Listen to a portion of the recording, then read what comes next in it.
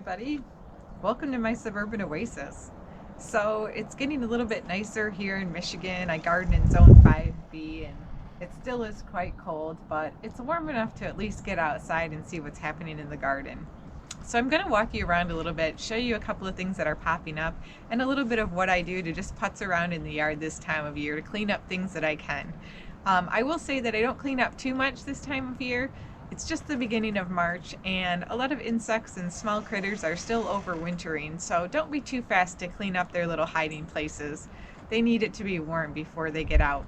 I am a certified wildlife habitat, so I like to make sure that those things are taken care of. Also, just want to point out to you, I am using my new bell cloches that I got from Gardener Supply Company. They are currently protecting my roses from all of the rabbits. You can see all of the amazing piles of droppings that are right here by my bell cloche. It is like free garden fertilizer. I mean, they've been eating everything that's in sight. But aren't they pretty? I think they look great. Okay, well, come on with me and we'll do a little bit of a walkabout and pick some things up.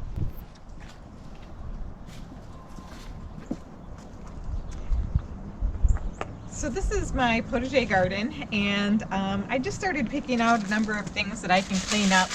I have some irises that are in here, and they just, over the winter, if I hadn't gotten them out of the way, now's a good time to do it because it really doesn't make any difference. Nothing's hiding in them, and it just helps to clean things up. I'm definitely getting some more rabbit pellets in here as well. They are literally everywhere.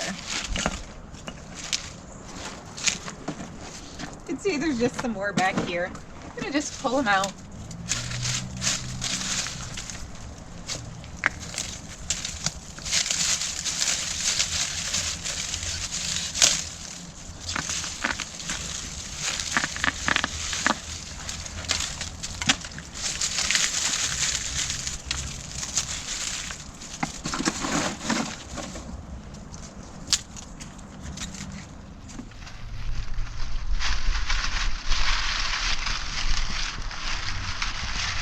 With these, I just use the simple tug and pull method where I just pull them. They usually come out pretty well.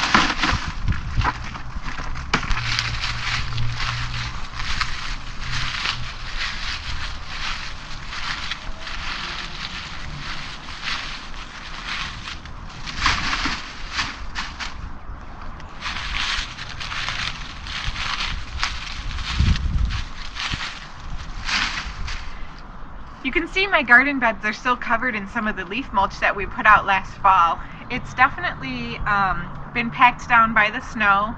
A lot of it has broken up. So one of the things that I will be doing in the near future as well, if the garden continues to remain free of snow, is I'll come out here and I'll use a little hand cultivator just to kind of stir it around and help keep it breaking down over the next month as we get rain, because that will really help to continue to improve the soil.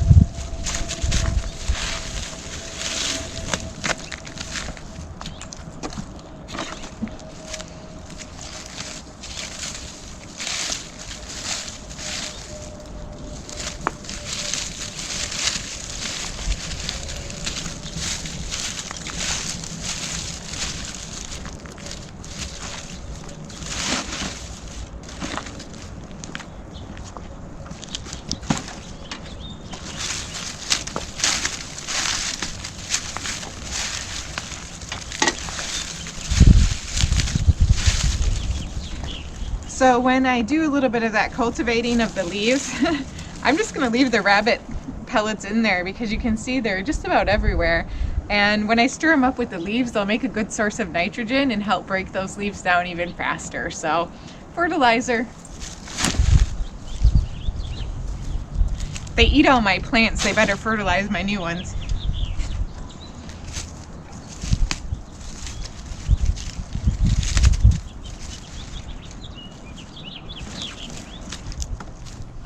So again, this time of year, it can be really tempting to clean things up a little too soon. You might look at something like this Nepeta right here, the Walker's Low Catmint, and say, gosh, I really want to clean this up, but I'm going to leave it because right now it is providing a great deal of protection to some of the small plants that are underneath of it. It's going to still be very cold. It's definitely probably going to snow between now and April 15th again, and that will help protect them as well as the little critters that are being born in there.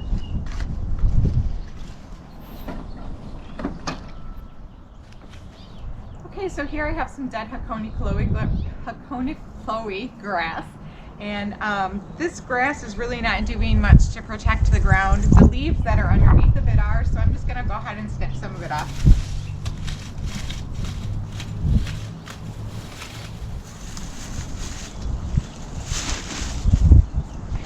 Another thing this time of year that you can easily clip without worrying is the standing purple coneflower heads.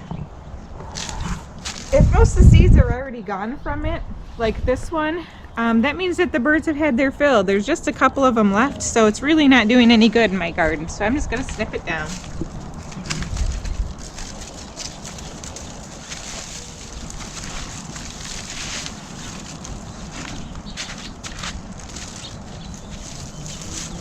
One other thing to think about when you're gardening this time of year, and even pretty much all spring, is to try not to step in your beds too much if you can avoid it. So I like to step along the fence line, on the rocks, or step really close to a firm plant like a tree or a shrub so that I don't really compact the soil.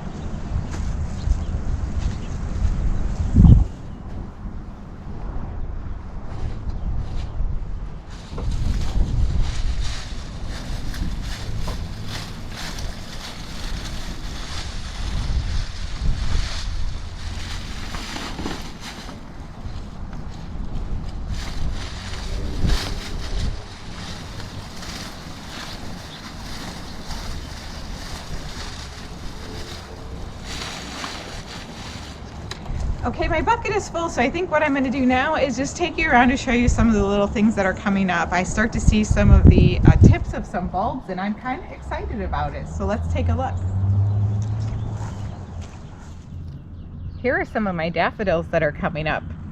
And look at, I remember to put a plant marker next to it so I could tell where it was at so I won't dig it up.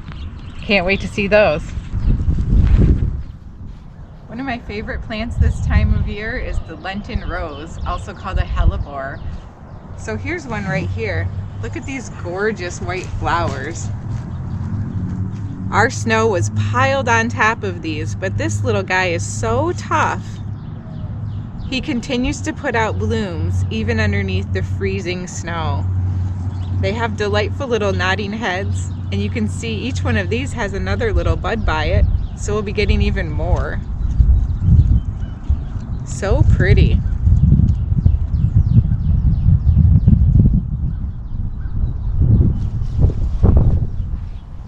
So this time of year, another thing that I always look for is anything that's winter damaged. Unfortunately, the snow right here was about 3 feet deep just a couple days ago, and now that it's melted, I was able to check out my boxwoods, and it looks like somebody or something accidentally stepped right down into my boxwood. So I have a big hole here, and this branch is kind of broken, and it's fairly large. So I'm kind of hoping that the spring will help seal it up a little bit as its juices get flowing, and it will heal itself, but it might not.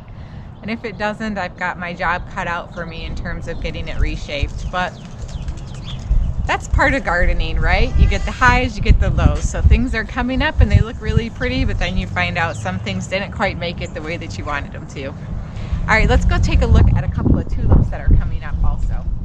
So here I planted some tulips and they're starting to come up. So take a look. The tips always come up a real dark red, and then they start to turn green. And hopefully the rabbits don't eat all of these, but I don't think that's going to be the case. So I really probably want to get some more bell cloches. Luckily for the ones that are over here, I was able to get the bell cloche over these, and I was also able to do it for the ones that are right in there. I don't know if you can see them, but there's one by each of roses. And I think those will be well protected.